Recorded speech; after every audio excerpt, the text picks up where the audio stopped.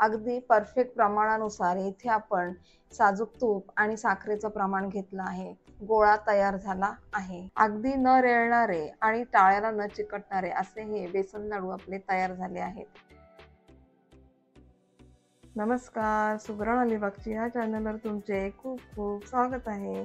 आपली आजची रेसिपी आहे बेसन लाडू. हे बेसन लाडू अजिबात न रेळणारे आणि अगदी तोंडात टाकल्यात अगदी पेढ्यासारखे मऊसूत लागणारे असे हे बेसन लाडू आज आपल्याला तयार करायचे आहेत. सुरुवातीला आता आपण बेसन भाजून घेऊया. काय करायचे, अर्धी वाटी इतके साजूक तूप आपल्याला या कढईमध्ये घालायचे आहे. लाडूचे दळून आणलेले रवाळ असे बेसन पीठ तुम्हाला हे मी वाटीच्या प्रमाणात दाखवणार आहे.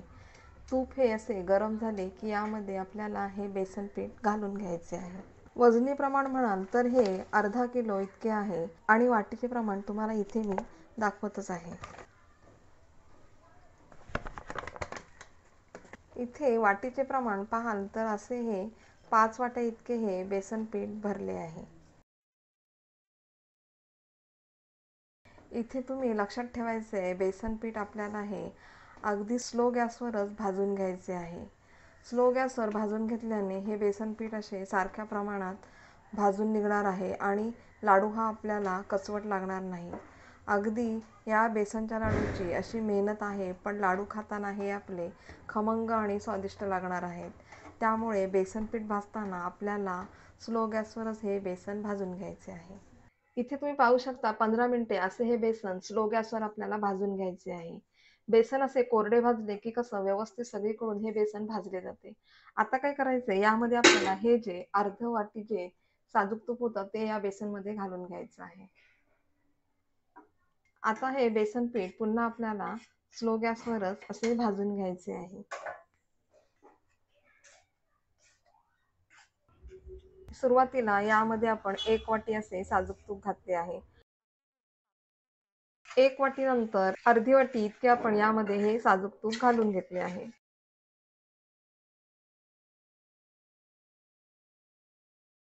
लाडू हे खाताना टाळ्याला चिकटू नयेत त्यासाठी यामध्ये घालणार आहोत आपण अर्धा वाटी रवा. या तुपातच आणि बेसन बरोबरच हा रवा आता आपल्याला भाजून घ्यायचा आहे. कढईमध्ये रवा घातल्यानंतर आपल्याला हा रवा असा हा घोळवून घ्यायचा आहे. लक्षात ठेवायचंय, गॅसची फ्लेम इथे आपल्याला स्लोच ठेवायची आहे. असा रवा हा तुपामध्ये घोळवून घेतला की काय होतं, लाडू खाताना हा रवा आपल्याला करकरीत सुद्धा लागणार नाही आहे. अगदी हा रवा यामध्ये आपण चांगला फेटून घ्यायचा आहे. अगदी बरोबर 40 मिनिटे स्लो गॅसवर इथे तुम्ही पाहू शकता हे बेसन मी भाजून घेतले आहे. आता काय करायचंय, आपल्याला हे बेसन एका परातीमध्ये काढून घ्यायचे आहे.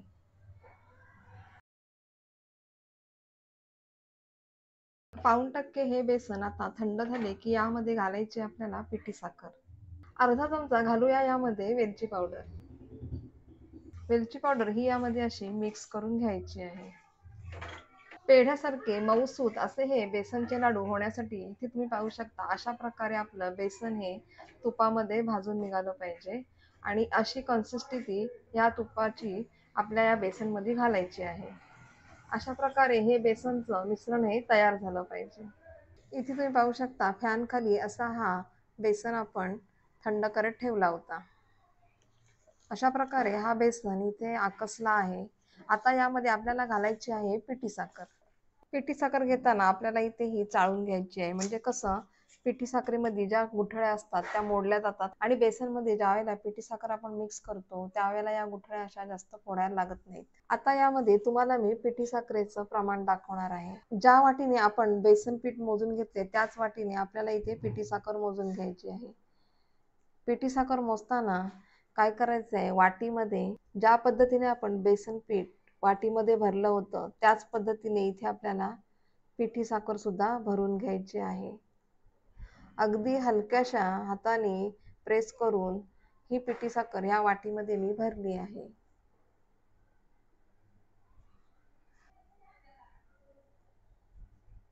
पाच वाटी बेसन पिठासाठी इथे आपण 3 वाटी इतकी पिठी साखर घेणार आहोत. सुरुवातीला काविलतेनेच या पिठामध्ये ही पिठी साखर आपल्याला मिक्स करून घ्यायची आहे. आता ही पिठी साखर या बेसन पिठामध्ये हाताने मिक्स करून घेऊयात.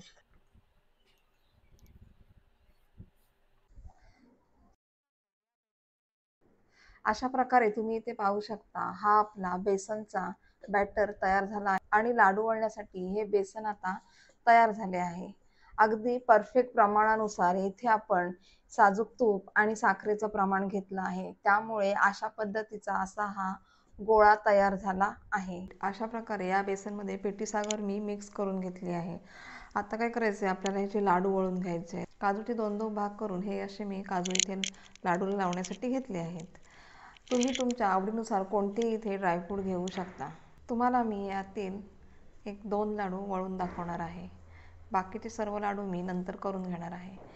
अशा प्रकारे इथे तुम्ही पाहू शकता, एक लाडू मी इथे हा बनवून घेतला आहे. तरीही हातावर बिलकुल हा रेळलेला नाही आहे. आता मी तुम्हाला आणखी दुसरा एक लाडू बनवून दाखवणार आहे.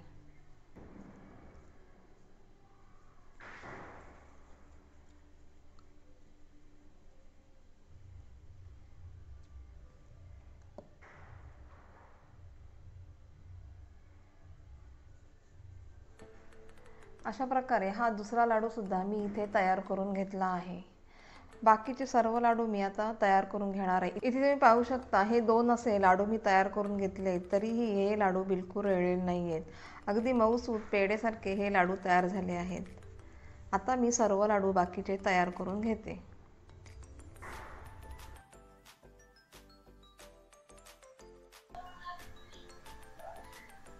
ही व्हिडिओ पाहिल्याबद्दल तुमचे खूप खूप धन्यवाद. आता भेटूया पुढील व्हिडिओमध्ये अशाच नवीन रेसिपी.